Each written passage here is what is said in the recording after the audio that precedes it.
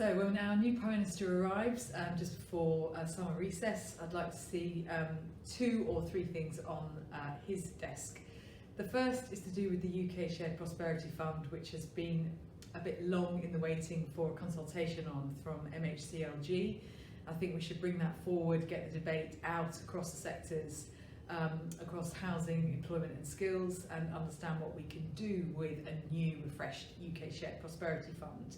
I'd like to see housing put at the heart of that fund as a co-funder, as a co-planner, co-designer of services to lift people out of poverty, move towards better education, longer term employment and more rewarding employment for communities. The second thing I'd like to see is explicit support for Jobs Plus, which is a housing and place-based employment support programme. It's done really well in the US, proven over 20 years in large urban areas. We'd like to see it piloted in urban areas here in the UK. We're having good conversations with the DWP and Learning and Work about how we do that, but I'd really like to see Jobs Plus piloted and commissioned in the first term of our new Prime Minister.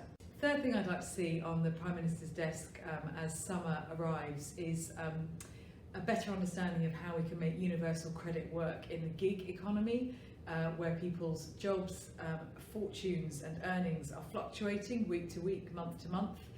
They're not a stable pattern and profile, so they're harder to understand and work within the universal credit system as we know it now. So I'd like to see greater flexibilities to allow gig economy and flexible working to flourish within universal credit and continue to make work pay.